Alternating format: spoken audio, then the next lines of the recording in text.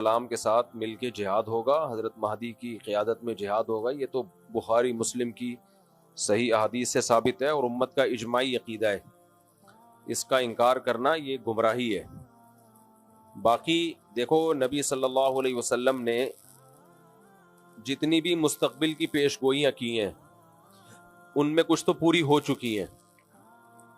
آپ صلی اللہ علیہ وسلم نے پیش گوئی کی تھی ایک آگ نکلے گی. مجھے پوری حدیث کے الفاظ یاد نہیں ہیں، بہت یعنی ظاہر ہے حدیث پڑھے ہوئے 20-25 سال ہو گئے. یہ والی حدیث ہے، اس کی بات کر رہا ہوں کہ اس سے اونٹوں کی گردنیں روشن ہو جائیں گی. تو علامہ نووی رحمہ اللہ نے لکھا ہے کہ یہ آگ لگ چکی ہے دنیا میں، ایک بہت بڑی آگ لگی تھی عرب میں. تو یہ نبی صلی اللہ علیہ وسلم کی پیش گوئی پوری ہو چکی ہے آج سے کئی سو سال پہلے. تو ایسے ہی نبی صلی اللہ علیہ وسلم کی جتنی بھی پیش گوئیاں ہیں کچھ پوری ہو چکی ہیں، کچھ پوری ہوں گی.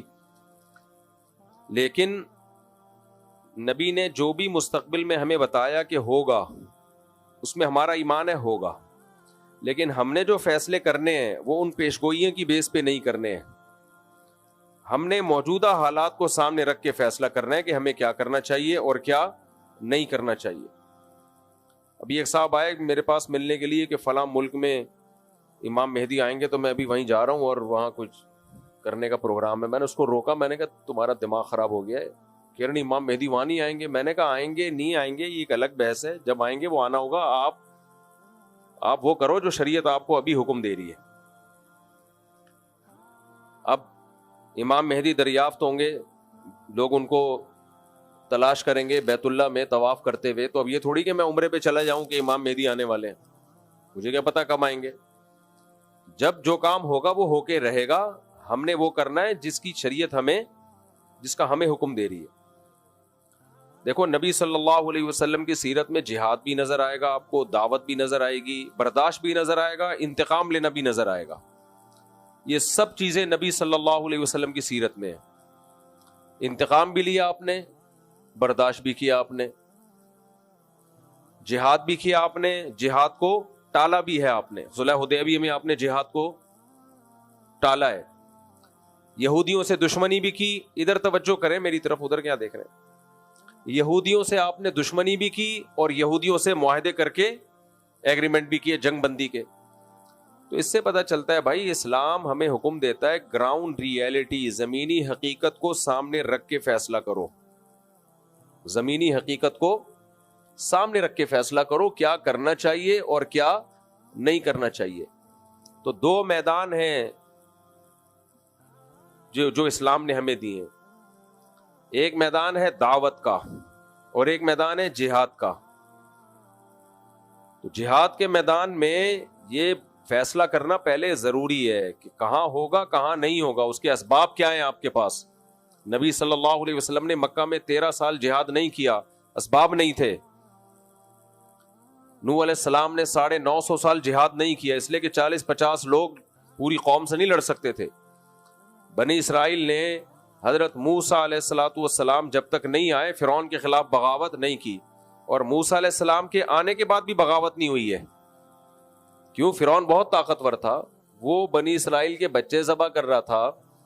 تو جو قوم اپنے بچے ذبح ہونے سے نہیں بچا سک رہی، وہ اس کے خلاف تلوار لے کے کیسے چڑھ جاتی فرعون کے خلاف؟ اتنا طاقتور تھا. تو اللہ نے وہاں بھی اسباب اختیار کرنے کا حکم دیا. موسیٰ علیہ السلام سے فرمایا وَأَوْحَيْنَا إِلَىٰ مُوسَىٰ وَأَخِيهِ أَن تَبَوَّآ لِقَوْمِكُمَا بِمِصْرَ بُيُوتًا وَاجْعَلُوا بُيُوتَكُمْ قِبْلَةً کہ اے موسیٰ آپ اپنی قوم سے کہہ دیں کہ اپنے گھروں میں نماز پڑھو اور اللہ کی مدد کا انتظار کرو. بس یہ نہیں کہا کہ جا کے جو ہے نا فرعون پہ چڑھائی کر دو. صبر صبر صبر. اور پھر ایک دن حکم آیا کہ بنی اسرائیل کو لے کے آپ مصر سے نکل جائیں. وہاں بھی فرعون نے پیچھا کیا ہے، تو وہاں بھی یہ حکم نہیں دیا فرعون پہ چڑھائی کر دو.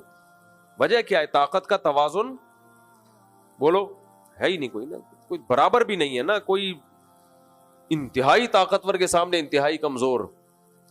ہاں کہیں معجزہ ہو گیا تو ایک الگ بات ہے کہ کمزور کو اللہ نے بہت زیادہ طاقتور پہ غالب کر دیا، یا اللہ نے خود حکم دیا ہو کمزور کو کہ براہ راست کے لڑو. تو پھر تو لڑنے کے علاوہ کوئی آپشن نہیں ہے.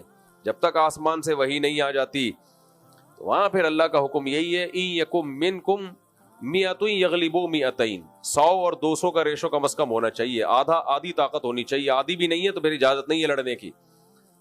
उतनी ताकत हो तो जाके करो ये काम, वरना आराम से बैठे रहो, इससे भी जाओगे जो है।